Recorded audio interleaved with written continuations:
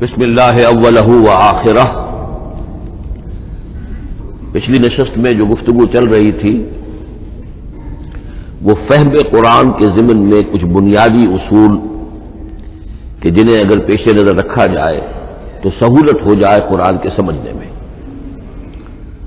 5 چیزیں بیان ہو چکی تھی۔ نمبر 1، قرآن کا اسلوب استدلال منطقی نہیں ہے، فطری ہے، نیچرل اور خطابی ہے، انسان کو خود غور و فکر کرنے اور اپنے اندر جھانکنے کی دعوت دیتا ہے قرآن۔ ثانیاً، قرآن مجید کی آیات میں تقسیم ہے محکمات اور متشابہات، اور سورہ آل عمران میں جہاں اس کا ذکر ہے فرما دیا گیا ہے کہ اہل ایمان کا شیوہ یہ ہونا چاہیے کہ وہ محکمات پر اپنی توجہ کو مرکوز رکھیں اور متشابہات کے بارے میں اجمالی طور پر یقین رکھیں کہ اللہ کی طرف سے ہے، یقیناً حق ہے، چاہے وہ ہماری سمجھ میں آئی ہے یا نہیں آئی۔ لیکن اس میں جو ایک براڈ تقسیم ہے وہ یہ کہ آیات الاحکام سب کی سب محکمات ہیں مستقل، اور عالم غیب، عالم آخرہ، عالم برزخ، عالم ارواح، عالم ملائکہ، اس کے تمام امور مستقل طور پر متشابہات میں سے ہے۔ البتہ ایک تیسری کیٹیگری ہے کہ جو سائنٹیفک فینومینا کے ضمن میں ہو سکتا ہے کہ ایک شے آج متشابہات میں ہو، کل وہ محکمات میں داخل ہو جائے، جبکہ انسانی علم جو ہے وہاں تک پہنچ جائے اور اس کا ادراک کر سکے۔ نمبر 3، تفسیر زیادہ تر لفظی طور پر اور نحو اور صرف سے بحث کرتی ہے، تعویل کا مقصد ہے اصل مدلول تک پہنچنے کی کوشش کرنا۔ نمبر 4، تعویل میں عام اور خاص کانٹیکسٹ میں، زمان و مکان کے خاص کانٹیکسٹ میں جب قرآن نازل ہوا تو کسی آیت کا کیا اصل مفہوم تھا جو سمجھا گیا، اس میں شان نزول کی روایات کو بھی اہمیت حاصل ہوگی۔ لیکن چونکہ قرآن مجید صرف اس دور کے لیے یا اس علاقے کے لوگوں کے لیے ہدایت نامہ بن کر نہیں آیا تھا، بلکہ پوری نوع انسانی کے لیے تابد الآباد، لہذا اسی میں وہ مضمر ہے، اس میں وہ ہدایت مضمر ہے۔ یہ تعویل عام کر کے آیت کے الفاظ، ان کا در و بست اور آیت کا سیاق و سباق اس کے حوالے سے، اور القرآن یفسر بعضہ بعضا کے حوالے سے یقیناً جو ہے اس میں ابدی ہدایت جو مضمر ہے وہ بھی حاصل کی جا سکتی ہے۔ نمبر 5، تذکر اور تدبر کا فرق، یہ دونوں الفاظ قرآن کے ہیں۔ تذکر کے لیے 4 مرتبہ اللہ نے سورہ قمر میں چیلنجنگ انداز میں فرمایا ہے، وَلَقَدْ يَسَّرْنَا الْقُرْآنَ لِلذِّكْرِ فَهَلْ مِن مُّدَّكِرٍ، ہم نے قرآن کو ذکر کے لیے، تذکر کے لیے، ہدایت اخذ کرنے کے لیے، بنیادی نصیحت حاصل کرنے کے لیے نہایت آسان بنایا ہے۔ تو ہے کوئی جو اس سے تذکر کرنا چاہے؟ اس تذکر میں قرآن کے لیے صرف یہ کافی ہے کہ انسان عربی زبان سے اتنا واقف ہو کہ اس کا ایک براہ راست مفہوم سمجھتا چلا جائے، اور دوسری شرط لازم ہے نیت کی درستی، طلب ہدایت پیش نظر ہو، اپنے علم کی دھوس جمانا جو ہے وہ مقصود نہ ہو، تو قرآن مجید سے تذکر حاصل ہو جائے۔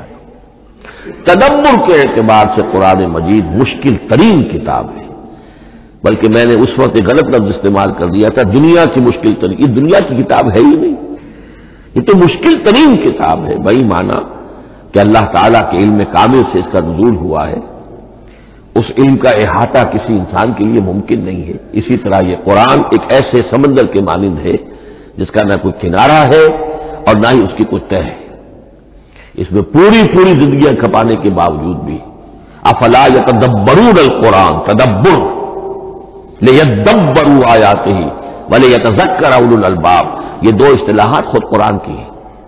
میرا جو کتابچہ ہے مسلمانوں پر قرآن مجید کے حقوق، اس میں میں نے ان پر تفصیل سے بحث کی ہے۔ نمبر 6، 2 اعتبارات سے قرآن مجید پر غور کرنے والے کا ایٹیچیوڈ ایک دوسرے سے بالکل متضاد ہوگا۔ احکام کے حوالے سے ایک طالب علم کا رخ پیچھے کی طرف ہونا چاہیے. اسلاف نے کیا سمجھا, ان سے پہلوں نے کیا سمجھا, ان سے پہلوں نے کیا سمجھا, صحابہ نے کیا سمجھا, یہاں تک کہ اپنے آپ کو محمد الرسول اللہ کے قدموں میں پہنچا دیجیے. دین کا عملی پہلو, حلال اور حرام, جائز و ناجائز, یہ چیزیں آپ کو, یہ نہیں کہ آپ کو نئے زمانے کی وہ جو بھی ریسرچ ہو اس کے حوالے سے اور نئے زمانے کے سائنسی جو حقائق ہیں ان کے حوالے سے بات کریں. دوڑ پیچھے کی طرف ہے گردش ایام, تو پیچھے سے پیچھے, پیچھے سے پیچھے, یہاں تک کہ مصطفیٰ برسا کی اشراء کے دی ہماؤس اگر بہو نہ رسیدی تمام مولا پیچھے. لیکن حکمت, سائنس اس کے حوالے سے آگے بڑھی ہے, آگے سے آگے بڑھی ہے. وہ تو میں عرض کر چکا ہوں کہ وہ جو فینومینا قرآن مجید میں سائنٹیفک مذکور ہیں ان کی اصل حقیقت جو ہے وہ ہمارے اگر اسلاف کو سمجھ میں نہیں آ سکی تو بات سمجھ میں آتی ہے. ابھی علم کی سطح ہی اتنی کمزور تھی, اتنی نیچی تھی کہ ان کی اس کا ادراک ممکن نہیں تھا. اس میں آگے بڑھیے تو اس میں بالکل متضاد ہو گیا کہ ایک میں زمانے کا ساتھ دینے کی بجائے زمانے سے بھی آگے چلو, اور ایک میں پیچھے پیچھے پیچھے پیچھے, یہاں تک کہ محمد الرسول اللہ والذین معہ, محمد الرسول اللہ والذین معہ, ان کے قدموں تک اپنے آپ کو پہنچا دو. آخری شیخ میں قرآن کے ضمن میں, لیکن یہ last but not the least کے مصداق ہے. یہ بات بہت صراحت کے ساتھ مولانا مودودی نے لکھی ہے تفہیم القرآن کے مقدمے میں, اور بہت اہم بات ہے, بہت اہم بات. اور وہ یہ ہے کہ قرآن مجید ایک ایسی کتاب نہیں ہے جسے کوئی محقق اور ریسرچ اسکالر اپنی لائبریری میں بیٹھ کر اور ریفرنس بک سامنے رکھ کر ادھر سے ادھر اور سمجھ لے. اس کے سمجھنے کا کی شرط لازم یہ ہے کہ جو یہ راستہ دکھاتا ہے اس پر چلنا شروع کرے. ایک ایک قدم کے بعد قرآنی حقائق مزید منکشف ہوں گے, اور مزید منکشف ہوں گے, اور مزید منکشف ہوں گے. جب تک قرآن مجید کے بتائے ہوئے راستے پر آدمی چلے گا نہیں, قرآن کی اصل حقیقت اس پر کبھی منکشف نہیں ہوگی. چاہے تفسیر لکھ دے, وہ تو لفظوں کی بحث ہے, صرف اور نحو ہے یا روایات ہے, وہ جمع کر دیجیے. لیکن یہ کہ قرآن مجید کا صحیح فہم عمل کے بغیر ممکن ہے. جیسے قرآن مجید میں آتا زادتہم ایمانا, ایمان بڑھتا ہے, عمل کے ذریعے سے ایمان بڑھتا ہے. میں اس میں ایک شے کا اضافہ کر رہا ہوں. میرے نزدیک قرآن مجید مینول آف ریولیوشن, محمد عربی صلی اللہ علیہ وسلم نے ایک عظیم انقلاب برپا کیا دنیا میں, اور ایک انقلابی جد و جہد کی ہے. دعوت کے قبول کرنے والوں کو منظم کرنا, ان میں سم و طاعت کی عادت پیدا کرنا, پھر ان میں تن من دھن قربان کرنے کا جذبہ پیدا کرنا, پھر ان کا تزکیہ کرنا, ان کی تربیت. پھر جب وہ تیار ہو جائیں تو باطل سے ٹکر, اور اس میں پھر جہاد اور قتال کے مراحل, تاکہ انقلاب آ گیا.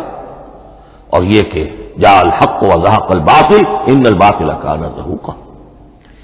اس جد و جہد کے ہر مرحلے پر قرآن نازل ہو رہا ہے, جو اس مرحلے کے جو مسائل ہیں, جو اس مرحلے کے پرابلمز ہیں, جو اس مرحلے کی مشکلات ہیں, ان سے بحث کر رہا ہے. اب اگر کوئی فرد یا کوئی گروہ اس پروسیس میں وہ داخل ہی نہیں, وہ سمجھ ہی نہیں سکتا کہ یہ جو بات کہی جا رہی ہے اس کا اصل محل کیا ہے, مقام کیا ہے, کیوں کہی جا رہی ہے, وہ تو جب اسی قسم کی انقلابی جد و جہد میں کوئی خود مبتلا ہوگا تو اسے معلوم ہوگا یہ تھی وہ مشکل, یا یہ تھا وہ مسئلہ, یا یہ تھا وہ مرحلہ جو اس وقت کی جو جد و جہد تھی محمد الرسول اللہ والذین معہ کی, کہ اس وقت یہ آیات نازل ہوئی. اس طریقے سے مینول آف ریولیوشن میں کہا کرتا ہوں, کیونکہ ہماری جو طب کی تعلیم ہوتی ہے ان میں مینول آف ڈسیکشن, سب سے پہلے جو ہے اناٹمی پڑھائی جاتی ہے اور ڈیڈ باڈی کی ڈسیکشن ہوتی ہے، تو مینول آف ڈسیکشن جو ہے وہ پہلی کتاب ہوتی ہے جو ہمیں ملتی ہے۔ یہ ہوتا ہے، بتایا جاتا ہے یہاں ذرا شکاف دو اور یہ کھال کو کاٹو، اس کے اندر تمہیں یہ نظر آئے گا، یہ فیشیا ہے، پھر اسے اس کے اندر ایک اور شکاف دو، یہ نظر آئے گا۔ بالکل اسی طریقے سے قرآن مجید کی انگلی پکڑ کر اگر آپ چلیں گے تو پھر درجہ بدرجہ قرآن آپ پر منکشف ہوتا چلا جائے گا۔ اور اگر آپ نے اسے صرف ایک اکیڈمک ایکسرسائز بنا لیا، ایک علمی بات ہے، اس سے آگے کچھ نہیں، تو قرآن مجید کا جو اصل لب لباب ہے، جو اصل اس کا جوہر ہے، وہ کبھی منکشف نہیں ہوگا۔ اب آئیے ایک اہم موضوع، اعجاز قرآن کے وجوہ کیا ہے۔ پہلی بات تو یہ سمجھ لیجئے کہ قرآن مجید کی حقانیت پر بنیادی طور پر دو قسم کی دلیلیں ہیں۔ ایک دلیل خارجی ہے، خارجی دلیل محمد الرسول اللہ صلی اللہ علیہ وسلم کی شخصیت اور آپ کا کارنامہ، الصادق الامین، قد لبثت فیکم عمرا، میں تمہارے مابین ایک عمر گزار چکا ہوں، تم نے مجھے دیکھا، میرا کردار دیکھا، تم نے خود مجھے الصادق اور الامین کا جو ہے خطاب دیا، تو خود حضور کی شخصیت دلیل ہے قرآن مجید کی حقانیت پر۔ اس اعتبار سے ایک مضمون بہت اہم ہے، اور وہ یہ کہ قرآن اور محمد صلی اللہ علیہ وسلم اس طرح ایک دوسرے کے ساتھ جڑے ہوئے ہیں، گتھے ہوئے ہیں، ایک وحدت بن گئے ہیں، ایک آرگینک ہول بن گئے ہیں کہ ایک دوسرے کے لیے شاہد بھی ہے اور ایک دوسرے کے لیے کمپلیمنٹری بھی ہے، جس کے لیے میں دو مقامات سے استشہاد کروں گا۔ سورہ بینہ میں فرمایا لم یکن الذین کفروا من اہل الکتاب والمشرکین منفکین حتی تأتیہم البینہ، اہل کتاب میں سے اور کفار میں سے، مشرکین میں سے جو لوگ جنہوں نے کہ کفر کیا تھا، وہ علیحدہ نہیں کیے جا سکتے تھے جب تک کہ بینہ نہ آ جاتے۔ اب بینہ کیا ہے؟ رسول من اللہ یتلو صحفا مطہرۃ فیہا کتب قیمہ، بینہ دو چیزوں سے مل کر بنی، رسول من اللہ یتلو صحفا مطہرۃ فیہا کتب قیمہ، رسول اور قرآن مل کر بینہ ہے، رسول کی شخصیت بین ہے، اور یہ قرآن مجید کے لیے دلیل ہے۔ دوسری طرف قرآن مجید محمد کی رسالت کا ثبوت ہے، جیسے کہ آپ دیکھتے ہیں یاسین والقرآن الحکیم انک لمن المرسلین، والقرآن الحکیم، قسم ہے اس قرآن حکیم کی، یعنی یہ قرآن حکیم گواہ ہے، شاہد عادل ہے کہ اے محمد آپ اللہ کے رسول ہیں۔ محمد کی شخصیت حقانیت قرآن پر دلیل ہے، قرآن محمد کی رسالت پر دلیل ہے، ایک دوسرے کے شاہد۔ دوسرا مقام سورہ طلاق کا ہے، قد انزل الیکم ذکر، دیکھو لوگوں اللہ نے تمہارے لیے یاد دہانی ذکر نازل کر دیا ہے، وہ یاد دہانی کیا ہے؟ رسولا یتلو علیکم آیات اللہ مبینات، اللہ کا ایک رسول جو تمہیں پڑھ کر سنا رہا ہے اللہ کی آیات بینات، یہ دونوں چیزیں مل کر بینہ بنا، دونوں چیزیں مل کر ذکرا بنا۔ اس حوالے سے یہ دونوں چیزیں ایک دوسرے کے ساتھ یوں سمجھیے کہ اس طریقے سے گتھی ہوئی ہیں، دونوں حقیقتیں اس طرح جمع ہیں کہ ایک دوسرے سے جدا نہیں کی جا سکتی۔ اگلی بات یہ سمجھیے کہ قرآن مجید محمد الرسول اللہ کا اصل معجزہ، بلکہ اس سے آگے بڑھ کر ایک لفظ استعمال کروں گا، واحد معجزہ ہے۔ آپ شاید حیران ہو کہ اور بھی تو معجزات بیان ہوتے ہیں حضور کے، لیکن میری بات سمجھیے، غور کیجیے، ان واقعات سے مجھے انکار نہیں ہے، لیکن جو بات میں کہنا چاہتا ہوں اس کو اچھی طرح سمجھیے۔ معجزہ کہتے کسے؟ معجزہ عاجز کر دینے والی شے۔ اس معجزے میں دو چیزیں ہونی لازم ہیں، دعویٰ اور تحدی، چیلنج۔ جبکہ کوئی خرق عادت کوئی شے پیدا ہو جائے، خرق عادت اسے کہتے ہیں کہ فزیکل لا ایک ہے، پانی، واٹر کیپس اٹس سرفیس، حضرت موسیٰ کا عصا اس پر لگا اور سمندر پھٹ گیا، خرق عادت ہے، یعنی جو عادی قانون ہے، عام طور پر جو قوانین طبعیہ ہیں ان کا پھٹ جانا، ختم ہو جانا، ٹوٹ جانا، اور کسی حقیقت کا اس میں سے ظاہر ہو جانا جو ان فزیکل لاز کے خلاف۔ آگ کے بارے میں قانون کیا ہے؟ وہ جلاتی ہے، لیکن یہ کہ یہ معجزہ ہے، یہ خرق عادت ہے کہ حضرت ابراہیم آگ میں ڈالے گئے، اس نے نہیں جلائے، یا نارو کونی بردن و سلام علی ابراہیم۔ تو خرق عادت کو اب دو قسموں میں آپ سمجھیے۔ ایک خرق عادت وہ ہے جو دعوے کے ساتھ پیش کیا جائے اپنی صداقت، اپنی رسالت کی حقانیت اور صداقت کے ثبوت کے طور پر، اور اس میں چیلنج کیا جائے کہ آؤ مقابلہ کر لو، وہ اس رسول کا اصل معجزہ ہوتا ہے۔ ایک خرق عادت وہ ہے جو اللہ تعالیٰ اپنے نیک بندوں کی بزرگی کو ظاہر کرنے کے لیے، غیر انبیاء کے لیے بھی کرامات جنہیں ہم کہتے ہیں ہو جاتی ہے۔ بہت سے صحابہ سے وہ کرامات ثابت ہے۔ حضرت عمر رضی اللہ تعالی عنہ کو شام کا میدان جنگ دکھا دیا گیا، یا ساریۃ الی الجبل کے الفاظ آپ نے فرمائے۔ ابھی تو ٹیلی ویژن کہیں نہیں تھا، ابھی یہ سارے وسائل و ذرائع موجود نہیں تھے، یہ خرق عادت ہے۔ غیر نبی کے لیے اسے ہم کہیں گے کہ یہ کرامات ہے۔ نبی کے لیے لفظ معجزہ اختیار کر لیا جاتا ہے، لیکن معجزہ اس کو نہیں کہنا چاہیے، اصل میں یہ بھی نبی کے لیے کرامات کے درجے کی شے ہے جو اس سے بلند ہے۔ معجزہ وہ ہے جسے کوئی نبی دلیل کے طور پر پیش کرے اور اس پر چیلنج کرے کہ آؤ اور مقابلہ کرو۔ مثلا حضرت موسیٰ علیہ السلام کو دو معجزے دیے گئے، اور اس میں سے جو سانپ بن جانا تھا لاٹھی کا، وہ معجزہ جس پر چیلنج بھی آیا اور ساحروں سے مقابلہ بھی کیا، اور ساحر شکست کھا گئے، عاجز آ گئے۔ القی السحرۃ ساجدین، وہ سارے جادوگر جو ہے فوری طور پر بے اختیار سجدے میں گر گئے۔ آمنا برب موسیٰ و ہارون، ہم ایمان لے آئے موسیٰ اور ہارون کے رب پر۔ یہ معجزہ ہے۔ اس معنی میں محمد الرسول اللہ صلی اللہ علیہ وسلم کا معجزہ صرف قرآن حکیم۔ قرآن مجید میں آپ سورہ انعام میں بھی دیکھیں گے بہت ہی شدت کے ساتھ، سورہ بنی اسرائیل میں دیکھیں گے بڑی تفصیل کے ساتھ معجزے طلب کیے گئے۔ آپ اس مکے کی سرزمین میں ابھی ہمارے دیکھتے ہی دیکھتے چشمہ نکال دیجئے، ہم مان لیں گے آپ اللہ کے رسول ہیں۔ آپ ہماری نگاہوں کے سامنے آسمان پر چڑھ کر دکھائیے، پھر وہاں سے کتاب لے کر اتریے، پھر ہم سمجھ لیں گے آپ اللہ کے رسول ہیں۔ آپ کے لیے چشم زدن میں کوئی محل سونے کا چاندی کا تیار ہو جائے، مان لیں گے آپ کو اللہ کے رسول ہیں۔ آپ اس بے آب و گیا وادی میں فوراً ایک باغ جو ہے اپنے لیے بنا کے دکھا دیں، مان لیں گے کہ آپ اللہ کے رسول ہیں۔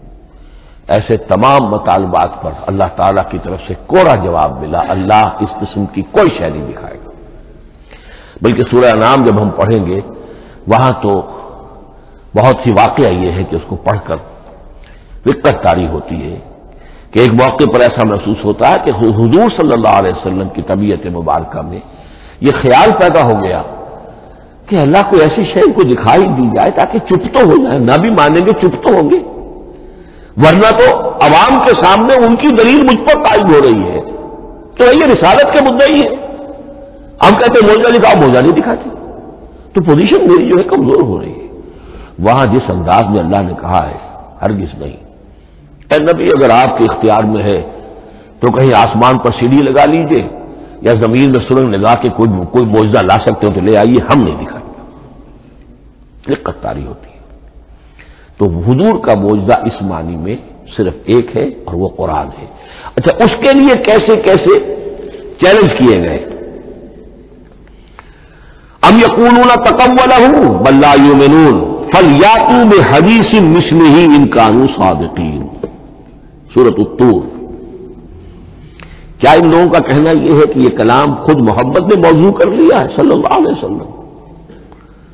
تو اگر ایسی بات ہے تو وہ بھی ایسا ہی کلام پیش کر دیں۔ تحدی، اس چیلنج کو کوئی قبول نہیں کر سکا۔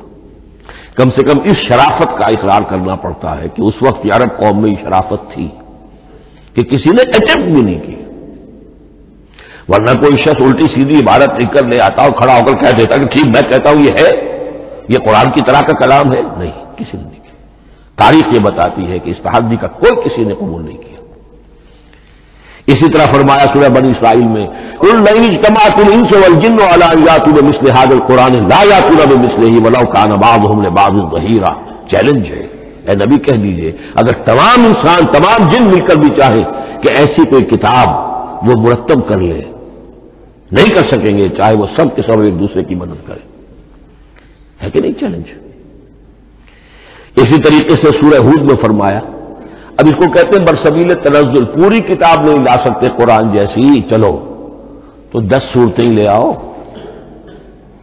قُلْ فَأْتُوا بِعَشْرِ سُوَرٍ مِثْلَهُ مُفْتَرَيَاتٍ، اے کہیے نبی، سورہ ہود کی آیت نمبر 13 ہے، اس جیسی کوئی 10 صورتیں لے آؤ، 114 نہ صحیح 10 صحیح۔ یہ بھی نہیں ہوا تو برسبیل تنزل اور سورہ یونس میں فرمایا قُلْ فَأْتُوا بِسُورَةٍ مِّن مِثْلِهِ، ایک سورت ہی لے آؤ، اور اسی کو سورہ بقرہ کے 30 رکوع میں دہرایا گیا، وَإِن كُنتُمْ فِي رَيْبٍ مِّمَّا نَزَّلْنَا عَلَىٰ عَبْدِنَا فَأْتُوا بِسُورَةٍ مِّن مِّثْلِهِ وَادْعُوا شُهَدَاءَكُم مِّن دُونِ اللَّهِ إِن كُنتُمْ صَادِقِينَ۔ لیکن نوٹ کر لیجئے کہ کسی نے یہ جرأت نہیں کی، نہ قرآن کے اس دعوے کو چیلنج کیا، نہ کسی نے مقابلے کی کوشش کی، نہ کوئی اپنی کوئی تصنیف و تالیف یا اپنا کوئی کمپوزیشن لا کر اور یہ دعویٰ کر کے کھڑا ہوا کہ جمع کر لیجئے، منصف بلا لیجئے، کوئی کمیشن بٹھا لیجئے، میرا یہ کلام بھی بالکل ہم وزن ہے اس کلام کی، نہیں۔ اب ہمیں دیکھنا یہ ہے کہ وجوہ اعجاز قرآن مجید کے کیا کیا ہے۔ معجزہ تو یہ ہے، حضور کا اصل معجزہ یہ ہے، لیکن معجزہ کس کس پہلو سے ہے؟ یہ ایک ایسا موضوع ہے کہ جس پر پوری تصانیف لکھی گئی ہیں۔ وجوہ الاعجاز، وجوہ اعجاز القرآن، قرآن کے معجزہ ہونے کے کون کون سے پہلو ہیں۔ اس کا واقعہ یہ ہے کہ احساء ناممکن ہے، اور جیسے جیسے زمانہ آگے بڑھے گا اس کے اور پہلو واضح ہوتے جائیں گے۔ سنوریہم آیاتنا فی الآفاق وفی انفسہم حتی یتبین لہم انہ الحق۔ لیکن یہ کہ کس کس پہلو سے یہ معجزہ ہے، چند موٹی موٹی باتیں ضرور سمجھ لیجئے۔ لغت، ادب، فصاحت، بلاغت، عذوبت، مٹھاس، اس کے اعتبار سے قرآن معجزہ ہے۔ لیکن اس اعتبار سے قرآن معجزہ ہے یا تو تھا اپنے زمانے کے عربوں کے لیے، غیر عرب کے لیے تو نہیں تھا۔ غیر عرب جو ہے قرآن مجید کی جو بھی فصاحت و بلاغت ہے، اس کا جو لٹریری بیوٹی ہے، اس کو تو وہ اپریشیٹ نہیں کر سکتا تھا۔ یہ حصہ جو ہے یا تو عربوں کے لیے تھا اس وقت دائمی، یا آج بھی عرب کچھ نہ کچھ، بہرحال عربی ان کی زبان ہے، وہ پڑھتے ہیں، جیسا کہ میں نے عرض کیا تھا، چاہے عیسائی ہو اور چاہے یہودی ہو، وہ بھی اپنے ہاں لٹریچر کی، عربی لٹریچر کی ہائیسٹ کتاب کی حیثیت سے قرآن مجید پڑھانے پر مجبور ہے۔ ایک پہلو اس کا یہ ہے، اور اسی کے حوالے سے نوٹ کیجئے حضرت لبید رضی اللہ تعالی عنہ، یہ سبع معلقہ کے شعراء میں سے تھے آخری۔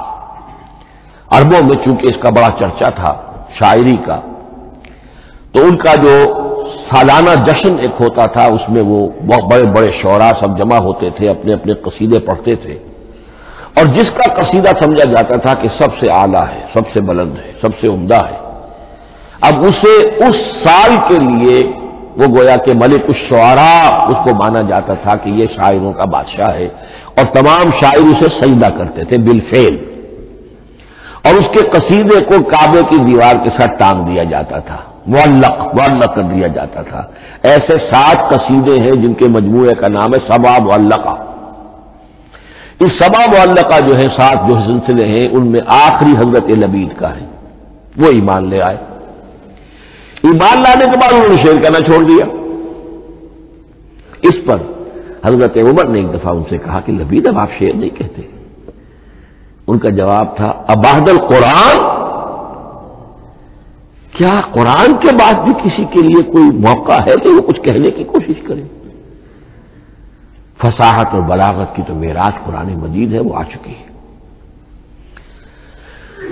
تو جہاں تک اہل عرب کے لیے اس کا معجزہ ہونا خاص طور پر اس دور میں اور اب بھی کسی درجے میں، اس میں تو اہمیت ہے اس کی ادبیت، اس کی فصاحت، اس کی بلاغت، اس کی عذوبت۔ دائمی اور ابدی یہ کس اعتبار سے معجزہ ہے؟ عہد حاضر میں اور غیر عرب لوگوں کے لیے۔ نمبر ایک، سائنسی حقائق کا انکشاف۔ جس طریقے سے کہ یہ سائنسی حقائق منکشف ہوتے چلے جا رہے ہیں ابدی طور پر، میں ڈاکٹر مورس بکائی کا حوالہ دے چکا ہوں اور پروفیسر ڈاکٹر کیتھل مور کا حوالہ دے چکا ہوں، ان کو ذہن میں رکھیے۔ سنریہم آیاتنا فی الآفاق وفی انفسہم حتی یتبین لہم انہ الحق۔ نمبر دو، حضور کا وہ کارنامہ کہ آپ نے ایک عظیم انقلاب برپا کر کے دکھایا اور وہ نظام قائم کر کے دکھایا کہ جس سے بہتر، جس سے عادلانہ، جس سے زیادہ منصفانہ کوئی نظام دنیا میں نہ آج تک قائم ہوا ہے اور نہ اس کی کوئی دوسری نظیر پیش کی جا سکتی۔ یہ ہے سب سے بڑا معجزہ، اور معجزہ ہوا قرآن سے۔ اتر کر حرا سے سورہ قوم آیا اور ایک نسخہ کیمیا ساتھ لایا۔ یہ سارا معجزہ، جیسا کہ میں نے شروع میں عرض کیا ہے، محمد اور قرآن دونوں مل کر بینہ بھی ہے تو رسول من اللہ یتلو صحفا مطہرۃ فیہا کتب قیمہ قد انزل الیکم ذکرا رسولا یتلو علیکم آیات اللہ مبینات۔ یہ معجزہ جو ہے جس کے حوالے سے دنیا میں بڑی بڑی شخصیات نے شہادت دی۔ ایم این رائے اس صدی کا ایک بہت بڑا انقلابی شخص، کمیونسٹ انٹرنیشنل کا رکن، اس صدی کی ابتدا میں جو شعلہ تھا، جو غلغلہ تھا، جو ولولہ تھا بولشوک ریولوشن کا، اور جو دنیا کے اندر ایک دھوم مچ گئی تھی، اس کو ذہن میں رکھیے۔ اور اس میں کمیونسٹ انٹرنیشنل کا رکن ایم این رائے 1920 میں اس نے لاہور میں ایک خطبہ دیا تھا، ہسٹوریکل رول آف اسلام، اور اس نے کہا تھا تاریخ انسانی کا عظیم ترین انقلاب وہ ہے کہ جو محمد نے برپا کیا صلی اللہ علیہ وسلم۔ آج بھی یہ کتاب بھارت میں چھپتی ہے، بامبے کا ایک پبلشر شائع کرتا ہے، historical role of Islam by M N Roy. پھر آگے چلیے، ایچ جی ویلز اگرچہ انتہائی رقیق حملے کرتا ہے حضور کی زندگی کے بعض پہلوؤں پر، جیسے رشدی نے کیے ہیں یا جیسے تسلیمہ نسرین ایک بنگالی خاتون نے کیے ہیں، اسی طرح کے حملے کیے اس نے بھی۔ اور یہ اس لیے بتا رہا ہوں کہ یہ اسٹیبلش ہو جائے کہ وہ دوست نہیں ہے، دشمن ہے۔ عربی کا ایک مقولہ یہ ہے کہ الفضل ما شہدت بہ الاعداء، اصل فضیلت تو اس شے کی ہے جس کی گواہی دشمن دے۔ دوست تو تعریف کریں گے، قابل تعریف شے کی بھی تعریف کریں گے، بڑھ چڑھ کر کریں گے۔ یہ بھی ہو سکتا ہے کسی قابل مذمت شے کی بھی تعریف کر بیٹھے، دوست ہوئے۔ دشمن جو ہے وہ تو ظاہر بات ہے اسی بات کو مانے گا کہ جس میں کسی شک و شبہ کی گنجائش نہ ہو۔ اس لیے میں نے عرض کیا کہ دشمن ہے، رقیق حملے کرتا ہے، لیکن آخر میں جب آتا ہے concise history of the world میں چیپٹر جو ہے حضور پر، اس میں خطبہ حجۃ الوداع کا وہ حوالہ دیتا ہے، لا فضل لعربی علی عجمی ولا لعجمی علی عربی ولا لاحمر علی اسود ولا لاسود علی احمر الا بالتقوی۔ اور پھر لکھتا ہے کہ اگرچہ انسانی حریت و اخوت و مساوات کے واز تو پہلے بھی بہت کہے گئے تھے، یہاں تک کہ مسیح ناصری حضرت عیسیٰ علیہ السلام کے ہاں بھی ہمیں بڑے واز ملتے ہیں، لیکن یہ ماننا پڑتا ہے کہ تاریخ انسانی میں پہلی مرتبہ ان اصولوں پر ایک انسانی معاشرہ قائم کر کے دکھایا محمد نے صلی اللہ علیہ وسلم۔ Although the sermons of human freedom, fraternity and equality were said before also, and we find a lot of them in Jesus of Nazareth, but it must be admitted that it was Muhammad sallallahu alaihi wasallam who established for the first time in history a society based on these principles. اسی طرح کی گواہی آج سے تقریباً 20 سال پہلے امریکہ کے ڈاکٹر مائیکل ہارٹ نے دی. A selection and gradation of the 100 most influential personalities of human history. اور نمبر 1 پر محمد کا ذکر کر رہا ہے صلی اللہ علیہ وسلم، اور کہتا ہے naturally I owe an explanation, میں عیسائی ہوں اور ابھی تک عیسائی ہے وہ، اس کی موت کی بھی ابھی کوئی خبر نہیں آئی ہے، عیسائی ہے، لیکن یہ کہ اس نے حضور کو نمبر 1 پر رکھا، حضرت عیسیٰ کو نمبر 3 پہ لے گیا. تو naturally I owe an explanation, اور پھر ایکسپلینیشن دی ہے this is because he is the only person supremely successful in both the religious and secular fields. یہ دونوں میدان جو ہے مذہب اور روحانیت اور دوسری طرف سیاست اور حکومت اور ریاست، ان دونوں میدانوں میں بیک وقت انتہائی کامیاب انسان صرف ایک ہے اور وہ محمد ہے صلی اللہ علیہ وسلم. یا تو آدمی اس میں اونچا ہوتا ہے، روحانیت میں ہے، دین میں ہے، اخلاق میں ہے، تو سیاست اور ریاست میں زیرو ہوگا. یا کوئی بہت بڑا بادشاہ ہے، بڑا حکمران ہے، بڑا فاتح ہے، سکندر اعظم ہے، تو وہ اخلاقیات میں اور روحانیات میں زیرو نہیں، مائنس ہوگا. یہ معاملہ کہ دونوں میں this is because he is the only person supremely successful in both the religious and secular fields. لیکن یہ بات نوٹ کر لیجئے کہ جو تازہ ایڈیشن ہے اس کتاب کا، اس میں سے یہ پیسج نکال دیا ہے نئے جو ایڈیٹرز ہیں انہوں نے. اس کے لیے آپ کو کسی پرانے ایڈیشن سے رجوع کرنا پڑے گا، concise history of the world, اور وہ لائبریریوں میں مل جائے گا. علامہ اقبال نے اس بات کو یوں بیان کیا ہے، ہر کجا بینی جہان رنگ و بو، کہ از خاکش بروید آرزو، یاد نور مصطفیٰ اورا بہاس، یا ہنوز اندر تلاش مصطفیٰ. اس دنیا میں تمدن کے اعتبار سے، اخلاق کے اعتبار سے، معاشرت کے اعتبار سے کہیں کوئی خوبی اگر تمہیں نظر آتی ہے، کوئی رمق نور کی، خوبی کی، بھلائی کی، رنگ و بو، جان لو کہ یا تو وہ نور محمدی سے مستعار لی گئی ہے، اور یا ابھی تک انسان ابھی محمد کی تلاش میں ہے، ادھر جا رہا ہے، قافلہ ادھر جا رہا ہے، نوع انسانی کا چاروں ناچار ادھر جا رہا ہے. سوشل ایوولوشن کا پروسیس انسان کو افراط و تفرید کے دھکوں کے باوجود تدریجاً لے کر جا رہا ہے بحیثیت مجموعی پوری مین کائنڈ کو اسی بات کی طرف کہ جس کی طرف دعوت دی تھی محمد رسول اللہ صلی اللہ علیہ وسلم. ہر کجا بینی جہان رنگ و بو، کہ از خاکش بروید آرزو، یا ز نور مصطفیٰ اورا بہاست، یا ہنوز اندر تلاش مصطفیٰ است. اسی اعتبار سے میں ایک بات اور کہہ رہا ہوں، اس پہلو سے واقعہ یہ ہے کہ میرے نزدیک اس دور میں اعجاز قرآن کی سب سے بڑی نمائندہ شخصیت، اعجاز قرآن کا سب سے بڑا مظہر علامہ اقبال کی ذات ہے. 20ویں صدی کا مفکر، فلسفی، مشرق و مغرب کے فلسفے پڑھ چکا، قدیم اور جدید فلسفہ سب کا مطالعہ کیا، اور اس کے بعد اس کو قرآن کی حقانیت پر جو یقین نظر آیا ہے، قرآن کی عظمت جس طرح اس پر منکشف ہوئی ہے، وہ واقعہ یہ ہے کہ مجھے کم سے کم اپنی محدود معلومات کی حد تک عظمت قرآن کا وہ انکشاف کسی دوسرے شخص پر نظر نہیں آتا.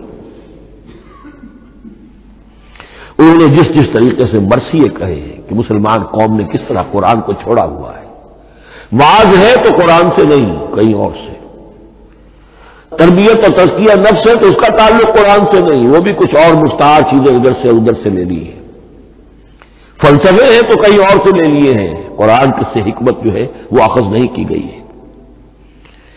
کیسے کیسے انہوں نے عظمت قرآن کا جو انکشاف ان پر ہوا اس کی تعبیر کی ہے. کتاب زندہ قرآن حکیم، حکمت او لا یزال است و قدیم، حرف اورا ریب نئے، تبدیل نئے، آیا شرمندہ تعویل نئے فاش گویا ماں سے نقد المزمر است، یہ کتابیں نیز چیزیں دیگر است، مثل حق تنہاؤ ہم پیداستو، زندہ و پائندہ و گویاستو، کیوں بجاں در رفت جہاں دیگر شود، جہاں کی دیگر شد جہاں دیگر شود۔ میں اس میں خاص طور پر دو اشعار آپ کو اس کو سنانا چاہتا ہوں۔ انہوں نے حضور سے مناجات کرتے ہوئے دو اشعار کہے، اس سے آپ کو اندازہ ہوگا کہ انہیں کتنا یقین تھا کہ میرے سارے فکر کا منبع قرآن حکیم ہے۔ کہتے ہیں در دلم آئینہ بے جوہر است،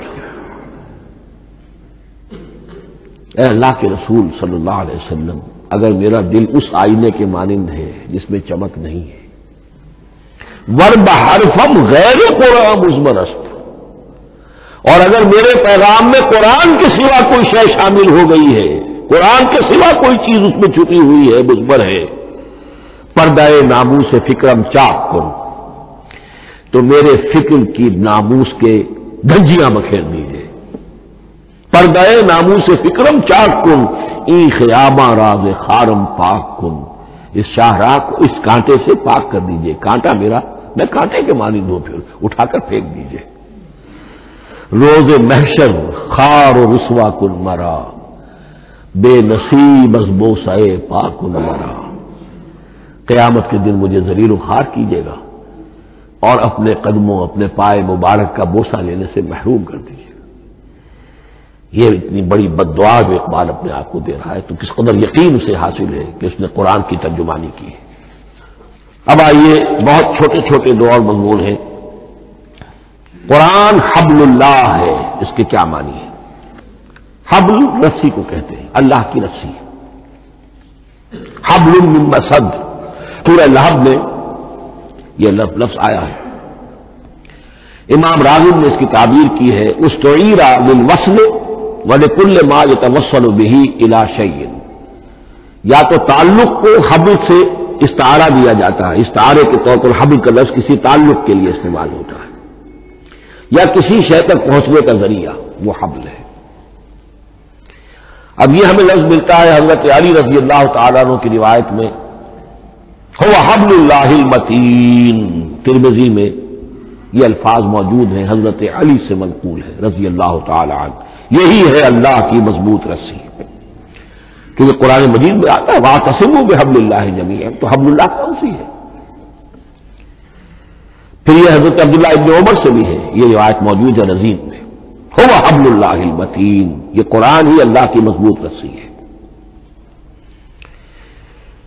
اللہ سے اب اس کے دو پہلو ہیں، ایک تو یہ کہ یہ اللہ سے جوڑنے والی ہے، تقرب اللہ کا ذریعہ ہے، وصول الشیء کسی تو پہنچانے والی شے، اس کا سہل ترین، اللہ کے تقرب کا سہل ترین ذریعہ، مؤثر ترین ذریعہ قرآن حکیم ہے۔ چنانچہ ترمذی میں حضرت عبداللہ ابن مسعود کا یہ قول موجود ہے، القرآن حبل اللہ الممدود من السماء الى الارض، قرآن تو اللہ کی وہ رسی ہے جو تنی ہوئی ہے آسمان سے زمین کی طرف۔ یہ ترمذی میں تو اصل میں اثر ہے، حضرت عبداللہ ابن مسعود کا قول ہے، لیکن یہ کہ زید بن ارقم سے یہ الفاظ جو ہیں مرفوعاً کہ یہ حضور کے الفاظ ہیں، یہ بھی منقول ہے، یہ حضور نے فرمایا کہ القرآن حبل اللہ الممدود من السماء الى الارض۔ اور ایک بڑی پیاری روایت ہے طبرانی کی معجم کبیر میں کہ ایک مرتبہ حضور اپنے حجرے سے برآمد ہوئے، مسجد نبوی کے ایک گوشے میں دیکھا کچھ صحابہ بیٹھے ہوئے قرآن سمجھ رہے ہیں، سمجھا رہے ہیں، پڑھ رہے ہیں، مذاکرہ ہے قرآن۔ آپ کے چہرے پر بڑے بشاشت کے آثار ظاہر ہوئے، خوشی کے آثار۔ آپ چل کر تشریف لائے، پہلے ایک سوال کیا، الستم تشہدون اللہ الہ الا اللہ وانی رسول اللہ وہذا القرآن جاء من عند اللہ، کیا آپ لوگ اس کے گواہ نہیں ہیں کہ اللہ کے سوا کوئی معبود نہیں اور میں اللہ کا رسول ہوں، اور یہ قرآن خاص اللہ کے پاس سے آیا ہے؟ صحابہ کا جواب کیا ہو سکتا تھا؟ بلا یا رسول اللہ، کیوں نہیں اللہ کے رسول، ہم گواہ ہیں۔ اللہ کے سوا کوئی معبود نہیں، آپ اللہ کے رسول ہیں، اور قرآن خاص اللہ کے پاس سے آیا ہے۔ اب آپ نے فرمایا فاستبشروا، خوشیاں مناؤ، فإن هذا القرآن طرفه بأيديكم وطرفه بيد الله، اس لیے کہ یہ قرآن وہ شے ہے کہ اس کا ایک سرا تمہارے ہاتھ میں ہے، ایک سرا اللہ کے ہاتھ میں ہے۔ تو وصول الی اللہ کا مؤثر ترین طریقہ، تقرب الی اللہ کا مؤثر ترین طریقہ، سہل ترین طریقہ، شور شوق طریقہ وہ قرآن مجید ہے۔ اس اعتبار سے بھی کہ ہے یہ اللہ کی صفت، یہ ہم بحث کر چکے ہیں پہلے، اللہ کا کلام ہے، کلام صفت ہوتی ہے، اور صفت لا عین ولا غیر، یہ قرآن اللہ کا غیر نہیں ہے، ہم سمجھ نہیں سکتے، لیکن یہ کہ ہر صفت جو ہے وہ تو در حقیقت نہ عین ہے نہ غیر ہے۔ دوسری طرف یہی قرآن جو ہے حبل اللہ اس معنی میں بنتا ہے کہ مسلمانوں کو باہم جوڑنے والی شے، واعتصموا بحبل اللہ جمیعا ولا تفرقوا، حبل اللہ کو مضبوطی کے ساتھ تھام لو، سب کے سب جمع ہو کر، یہ تمہیں تفرقے سے بچانے والی شے ہے۔ اس کی وجہ کیا ہے؟ ظاہر بات ہے کہ انسان جو ہے ان کے اندر اتحاد پیدا ہوگا اتحاد فکری کے نتیجے میں، فکر ایک ہو، نظریات ایک ہوں، ویلیوز ایک ہوں، مقاصد ایک ہوں، تبھی تو انسان متحد ہوں گے۔ یہ بھیڑوں کا گلہ تو نہیں ہے کہ چرواہے کی ایک لاٹھی کافی ہے ان کو جمع رکھنے کے لیے، وہ بھیڑوں کا گلہ ہے۔ انسانوں کو جمع کرنے کے لیے کوئی ایسی شے جو تمہیں ایک فکر سے، ایک نظریے سے، ایک مقصد سے، ایک نصب العین سے متصف کر دے، وہ تمہیں جوڑ دے گی۔ اور قرآن وہ شے ہے جو ایک فکر دیتا ہے، ایک خیال دیتا ہے، ایک نظریہ دیتا ہے، ایک عقیدہ دیتا ہے، ایک مقصد دیتا ہے، ایک نصب العین دیتا ہے، اللہ کے لیے جینا، اللہ کے لیے مرنا، ان صلاتی و نسکی و محیای و مماتی للہ رب العالمین، ایک آئیڈیل دیتا ہے محمد الرسول اللہ کی شکل میں، لقد کان لکم فی رسول اللہ اسوۃ حسنہ۔ اب قرآن وہ چیز ہے کہ جو تمہیں آپس میں جوڑتی چلی جائے گی، تمہارے درمیان اتحاد پیدا ہو جائے گی۔ آخری چیز، مسلمانوں پر قرآن مجید کے حقوق کیا ہیں، یہ صرف اشارہ کروں گا اس لیے کہ اس پر میرا کتابچہ موجود ہے، اور اس کتابچے کو اللہ تعالیٰ نے بہت قبول عام عطا فرمایا۔ اس کا انگریزی ترجمہ کیا ایک صاحب نے، از خود کیا، خود ہی ٹائپ کیا، خود ہی چھپوایا۔ عربی ترجمہ ایک صاحب نے کیا، خود کیا۔ فارسی ترجمہ ایک صاحب نے کیا، خود کیا، بغیر کسی معاوضے کے۔ ملیشیا میں وہ چھپ چکا ہے، لاکھوں کی تعداد میں عام ہو چکا ہے۔ پھر میں نے ایک موقع پر 1970 میں رمضان مبارک کے دوران آخری عشرے میں مولانا بن نوری رحمۃ اللہ علیہ تشریف لائے ہوئے تھے مدینہ منورہ، اور میں نے بھی وہ پورا رمضان مبارک اس سال وہیں کیا تھا۔ میں نے ان کو دیا تھا کہ آپ دیکھیے اس میں کوئی غلطی ہو تو مجھے بتا دیجئے، میں اسے بڑے پیمانے پر شائع کرنا چاہتا ہوں۔ انہوں نے حالت اعتکاف میں مسجد النبی میں پڑھا ہے، صرف ایک جگہ ایک جملے میں انہوں نے اصلاح تجویز کی، وہ میں نے کر دی۔ اس اعتبار سے اب یہ کتابچہ جو ہے مصدقہ ہے مولانا محمد یوسف بن نوری رحمۃ اللہ علیہ کا۔ اس میں اللہ تعالیٰ نے جو بات مجھ سے کہلوا دی تھی تقریباً 30 سال پہلے کی بات ہے، ہر مسلمان پر قرآن مجید کے 5 حقوق حسب استعداد و توفیق عائد ہوتے ہیں۔ پہلے یہ کہ اس پر ایمان ہو جیسا کہ ایمان کا حق ہے، صرف زبانی ایمان نہیں، دل سے یقین کہ یہ اللہ کا کلام ہے، اور اس کا نتیجہ کیا ہوگا؟ پھر عظمت اس کی پیدا ہوگی، ایمان و تعظیم، یہ پہلا حق ہے۔ تلاوت و ترتیل، اس کو پڑھے جیسے کہ پڑھنے کا حق ہے، پھر سمجھے جیسے کہ سمجھنے کا حق ہے، تذکر و تدبر، پھر عمل کرے، انفرادی طور پر بھی اجتماعی طور پر بھی۔ انفرادی طور پر جو آپ کی زندگی کے معاملات ہیں وہ آپ قرآن کے مطابق طے کریں، قومی سطح پر حکومت اور ریاست اور قانون اور سیاست اس کے سارے تقاضے قرآن کے مطابق پورے ہوں۔ اور آخری یہ کہ اس قرآن کو پہنچائیں اور عام کریں، جس کے لیے حضور نے اس حد تک اس میں عمومیت کر دی ہے کہ بلغوا انی ولو آیۃ، پہنچاؤ میری جانب سے خواہ ایک ہی آیت پہنچاؤ، میرا کوئی امتی اس سعادت سے بالکل محروم نہ رہ جائے۔ اول تو خیرکم من تعلم القرآن وعلمہ، تم میں سے بہترین لوگ وہ ہیں جو اسی کے لیے اپنے آپ کو وقف کر دیں، قرآن پڑھیں اور پڑھائیں، سیکھیں اور سکھائیں، سمجھیں اور سمجھائیں۔ اس لیے کہ سمجھنے اور سمجھانے، سیکھنے اور سکھانے، پڑھنے اور پڑھانے کا بھی کوئی ایک لیول تو نہیں ہے، ایک عام لوگوں کی سطح ہے، ایک ان سے اوپر کی سطح ہے، ایک انٹلیکچوئلز کی سطح ہے، ایک جینیس لوگوں کی سطح ہے۔ ان تمام سطحوں پر قرآن کو سمجھانے کے لیے، پہنچانے کے لیے خود بھی تو اوپر اٹھنا پڑے گا، خود اسے سیکھنا پڑے گا، خود اس کی گہرائی میں غوطہ زنی کرنی پڑے گی، اور یہ ایک لائف لانگ پروسیس ہے، یہ کوئی پارٹ ٹائم جاب نہیں ہے، یہ کوئی صرف ٹچ ٹائم نہیں ہے، یہ کوئی ہابی نہیں ہے، ہمہ وقت ہمہ تن خیرکم من تعلم القرآن وعلمہ۔ اب آخری بات بتا رہا ہوں، اور وہ یہ ہے کہ قرآن مجید وحی باللفظ ہے، صرف وحی بالمعنی نہیں ہے۔ یہ بحث اصل میں کیونکہ ہمارے پڑھے لکھے طبقے میں کچھ زیادہ ہو جاتی ہے، خاص طور پر جو مشنری اسکولوں وغیرہ میں پڑھے ہو اور عیسائیت اور اس کے عقائد اور اس کے فلسفے کی کوئی تھوڑی بہت ان کو کوئی چھوٹ لگ گئی ہو۔ عیسائیوں کے ہاں یہ عقیدہ ہے، اجماعی عقیدہ ہے کہ وحی بالمعنی ہوتی ہے، یعنی وحی کا ایک مفہوم ہے جو نبی پر اتار دیا جاتا ہے، پھر نبی اپنے الفاظ میں اسے ادا کرتا ہے۔ لفظ اللہ کے نہیں ہوتے، لفظ نبی کے ہوتے ہیں، مفہوم اللہ کا ہوتا ہے۔ ان کے لیے مجبوری یہ ہو چکی ہے جس کی وجہ سے انہیں یہ عقیدہ اپنانا پڑا کہ کوئی ایک انجیل ہے ہی نہیں، 104 انجیلوں میں سے وہ انہوں نے 4 سلیکٹ کی تھی کینونیکل گاسپلز، باقی جو ہے وہ اب وہ ان کو مستند نہیں مانتے، اپوکریفل کہتے ہیں۔ اور میں نے ایک مرتبہ ایک پادری صاحب سے، مسٹر وائٹ ہوتے تھے منٹگومری میں نے ان سے پوچھا which one of them is Bible, یہ متی اور یہ لوک اور مارکس اور جان، ان میں سے کون سی بائبل کون سی ہے؟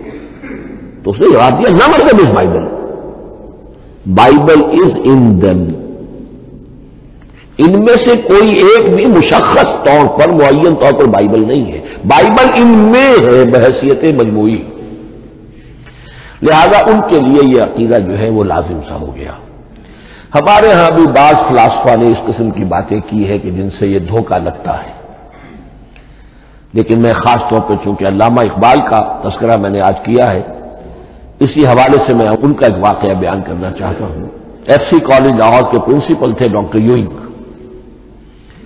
ایک دعوت تھی، اس میں علامہ بھی تھے، وہ بھی تھے۔ تو ڈاکٹر یوئنگ نے کہا، وہ بڑا فلسفی تھا،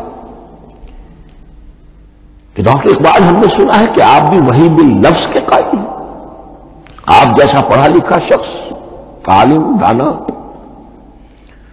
علامہ اقبال نے فرمایا جی ہاں، اور مجھے تو اس کا ذاتی تجربہ ہے، مجھ پر تو جو شعر نازل ہوتے ہیں وہ الفاظ میں ڈھلے ہوئے ہوتے ہیں، میں ان میں تبدیلی کرنا چاہوں تو نہیں کر سکتا۔ تو اگرچہ اس سوال اس جواب کو ہم کہیں گے کہ یہ الاجوبۃ المسکتہ، مسکت چپ کر دینے والا جواب تھا کہ جو علامہ اقبال نے دیا، لیکن ذہن میں رکھیے یہ کہ جو وحی باللفظ ہے وہ ختم ہو چکی محمد رسول اللہ صلی اللہ علیہ وسلم پر، وحی رسالت وحی باللفظ ہے، وہ ختم ہو چکی۔ البتہ الہام، کشف، رویا، القاء، یہ وحی بالمعنی ہے، یہ کوئی ایک شے ہے جو دل میں ڈال دی جاتی ہے، اس کے دروازے آج بھی کھلے ہوئے ہیں۔ اور یہ جان لیجئے قرآن مجید کی حقانیت کا جو اصل ثبوت ہے وہ یہ ہے کہ آپ اسے اپنے باطن کے اندر محسوس کریں۔ یہ جو باطنی تجربہ علامہ اقبال نے کہا ہے کہ انسان اپنے باطن میں محسوس کرے کہ ہاں یہ بات ہے، ٹھیک ہے، اس کے لیے کہ علامہ ابن قیم رحمۃ اللہ علیہ کا قول ایسا ہے، بڑا پیارا قول ہے قرآن کے کچھ پڑھنے والے ایسے ہیں جب قرآن کو پڑھتے ہیں تو یوں محسوس کرتے ہیں کہ ہم مصحف سے نہیں پڑھ رہے، لوح قلب سے پڑھ رہے ہیں، ہمارے دل پر لکھا ہوا قرآن موجود ہے۔ یعنی ہماری فطرت، ہمارے اندر کی کوئی حقیقت ہے جو سرٹیفائی کر رہی ہے، توثیق کر رہی ہے، اٹیسٹ کر رہی ہے کہ ہاں یہ ٹھیک ہے۔ اور اس کی وجہ کیا ہے؟ ہماری روح اور اس قرآن کا منبع وہ ایک ہی ہے، وہ ذات باری تعالی ہے، یہ کلام اللہ ہے، اور ہماری روح امر اللہ۔ یسألونک عن الروح قل الروح من امر ربی وما اوتیتم من العلم الا قلیلا۔ بس میں اسی پر اکتفا کر رہا ہوں۔ بارک اللہ لی ولکم فی القرآن العظیم ونفعنی وإیاکم بالآیات والذکر الحکیم۔